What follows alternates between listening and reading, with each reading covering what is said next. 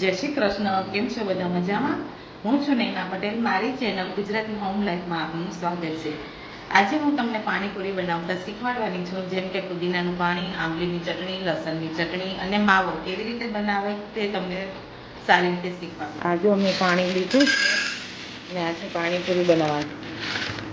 તો એક વાટકી ચણા લેવાના. આ ચણા પલાળી નાખ્યા છે. સવારના ચણા પલાળી નાખવાના. તો 4-5 વાગ્યા સુધી ચણા સરસ પલળી જાય. ક્યારેક ઓછા પલળે તો ગરમ પાણી કરીને પણ પલાળવા. ને 1 ચમચી મીઠું નાખવાનું. એ ચણા સરસ જલ્દી પલળી જાય. આ જો આ ખાટી આંબલી કહેવાય છે આને. દાણા કાઢીને રેડી રાખી દીધી છે. આ આંબલી આપણે પાણીમાં પલાળીશું. અને ખજૂર, આ ખજૂર છે એ બી પલાળી નાખવાનો. ખજૂર વધારે નાખવાનો. આંબલી નાખ્યો ને એનાથી ડબલ નાખવાનો. તો આપણે પેલો કેવું ગોળ ઓછો નાખવાનો થાય. ને આ બધું ગરમ કરી નાખ. આ એકદમ પેલું ઉકળવા જેવું થાય ને ત્યાં સુધી ગરમ કરવાનું. આ જો ઉકળવા માંડ્યું છે એટલું ઉકળવાનું કે જલ્દી પલળી જાય. આપણે બટાકા છોલી નાખીશું. છોલી અને ચણા ને બટાકા સાથે બાફવા નાખીશું.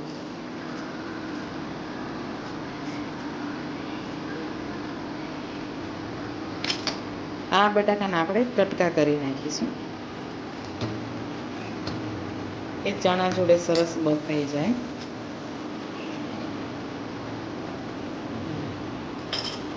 ચણા જોઈ લઈશું. જો સરસ પલળી ગયા છે. જો સરસ પલળી ગયા છે. હવે બાફી નાખ.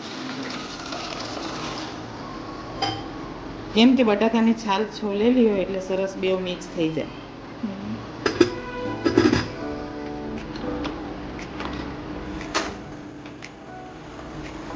હવે આપણે આ બાફા મૂકી દઈશું. ખજૂર ને આંબલી પલાળી રાખ્યા હતા. મસ્ત પલળી ગયા છે ખજૂર. જો કેટલો સરસ મોટો થઈ ગયો છે. આને ખજૂરને પહેલું આમ કરીને આપણે અંદરથી બિયા કાઢી લઈશું. આપણે આ લસણની ચટણી બનાવી છે એટલે આટલું લસણ જોઈશે. લસણ નાખીશું અને લાલ મરચું 2 ચમચી,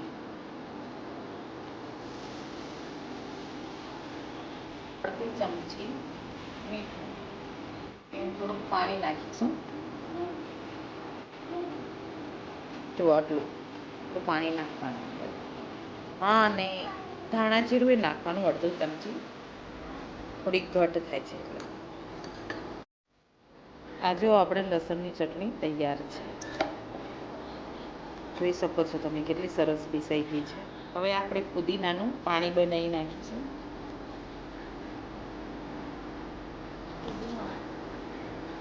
આ પુદીનો મેં પહેલેથી કટિંગ કરીને રાખી દીધો હતો.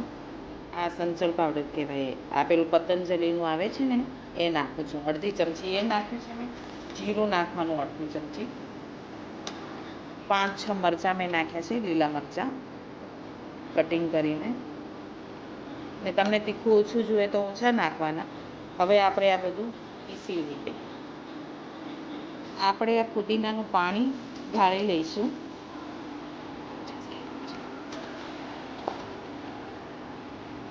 આ જો પુદીનાનું પાણી આપણું ઢોળાઈ ગયું છે. હવે આ પેલું આ બધું છે એ બધું આપણે મસાલામાં નાખીશું. એ તમને હું બતાવું છું પાછો. ને આ થોડુંક નમક નાખવાનું આનામાં. કારણ કે પહેલાં આપણે બ્લેક સોલ્ટ નાખ્યું હતું. નમક જોઈશે. ટાટાનું નમક આવે છે ને. બસ આપણું આ પાણી રેડી છે. પાણી 3-4 કલાક પહેલાં જ કરી નાખવાનું. ઠંડુ થઈ જાય અને સ્વાદ આવે અંદર એટલા માટે. આ જો આપણે ખજૂર ને પેલું આંબલી પલાળ્યા હતા ને એ હવે મસ્ત પલળી ગયા છે. હવે આપણે આમને પીસી નાખીશું. હા, અને ખજૂરના દાણા કાઢી નાખ્યા છે મેં. અને ખજૂર વધારે નાખવાનો જેથી ચટણી ઘટ થાય. હવે આપણે આને પીસી લઈએ. જો ચટણી કેટલી સરસ પીસાઈ ગઈ છે.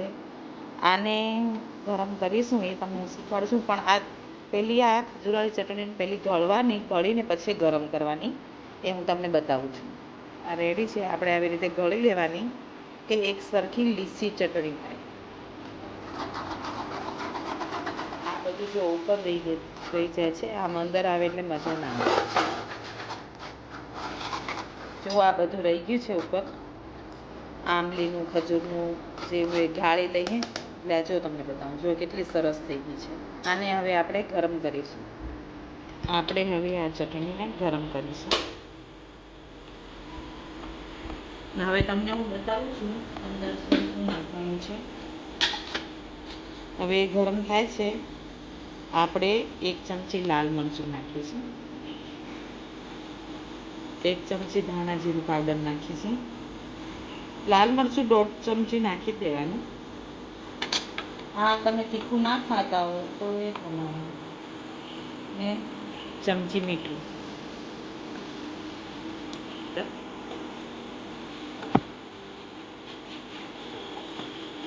જો ખજૂર નાખ્યો છે ને એટલે સરસ ઘટ થઈ છે. આંબલીની ચટણીમાં જેમ બને એમ ખજૂર વધારે નાખવાનું. આપણે આટલો ગોળ નાખી દઈશું, તમે જોઈ શકો છો. કારણ કે આંબલીની ચટણી છે એટલે ખાટી તો હોય જ, એટલે ગોળ જોઈએ અંદર. બસ આ એકદમ સરસ ઉકળશે એટલે કલર એકદમ સરસ આવી જશે. આમ જુઓ કેટલી સરસ ચટણી થઈ ગઈ છે, કલર એ સરસ આવી ગયો છે. હા, પણ તમે ચટણી ચાખી લેવાની, કારણ કે થોડીક ખાટી લાગે તો પાછો ગોળ નાખી દેવાનો અંદર. અમુક વાર આંબલી ખાટી હોય છે તો ગોળ વધારે જુએ છે. હા, જુઓ આપણી ચટણી સરસ બની ગઈ છે. હવે આપણે માવો બનાવીએ. આ જો આપણા ચણા સરસ બફાઈ ગયા છે. તમને બતાવું, એકદમ સરસ થઈ ગયા છે. ને બાફવામાં 4-5 સીટી જોઈએ, 4-5 સીટી આપશો એટલે સરસ બફાઈ જશે. આ જો ગરમ ગરમ છે, બહુ સરસ થઈ ગયા છે. જુઓ બટાકા જુઓ સરસ બફાઈ ગયા છે. આનો માવો કેવી રીતે થાય એ પણ હું તમને બતાવીશ. આપણે ચણાને આવી રીતે નિતારી દઈશું, પાણી બધું નીતરી જાય ને પછી આપણે એમને મસળીને હું તમને મસાલો બતાવીશ. આપણે જો મસાલા માટે એટલા મરચાં પીસી નાખીએ, 6-7 છે. જો આ સરસ પીસાઈ ગયા છે. હવે આપણે માવો બનાવીએ. આ આપણે ચણા અને બટાકા આનામાં નાખીએ છીએ. આપણે આ બટાકાને મસળી નાખીશું.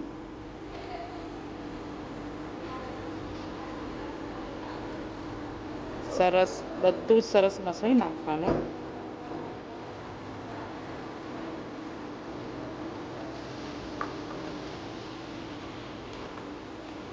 આ તમે જોઈ શકો છો, જો કેટલું સરસ મિક્સ થઈ ગયું છે.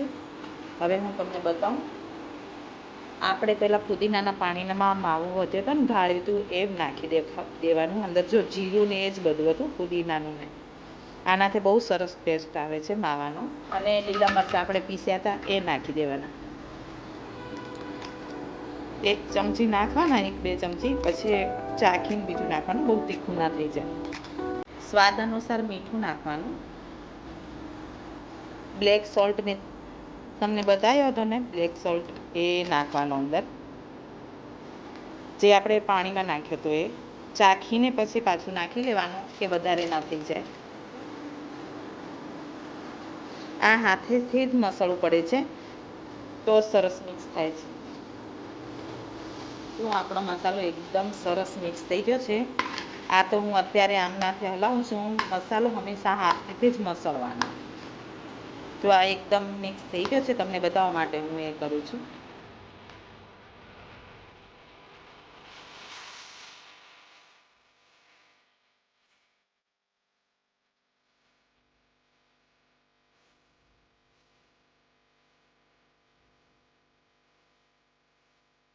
જુઓ આપણી પાણીપુરી તૈયાર છે.